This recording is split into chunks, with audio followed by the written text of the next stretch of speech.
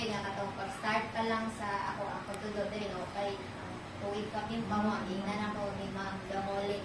Balhin daw ko o Ma'am Lloyd, kailangan daw ka teacher niya. Pagkabila ka months, nagpaabot, wato na dayon, tapos kasunod na po, ang istorya na po, isibalhin na po daw kong pilagding, na po dayon na dayon. So, bibili di ba ni Lloyd diri sa LNHS, diri doon po nga ka naabot o 6 years nga, ni muhawa po sa DepEd.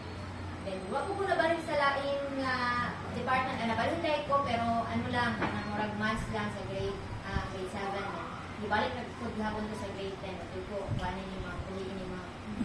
Salamat kay Ma'am grade 10. Salamat sa inyo mga prayers. So, ako tong galon, iglakang ako kasi ako maabot. Then, unta, magkita man ta ninyo. Puhon. Puhon, bisan asa.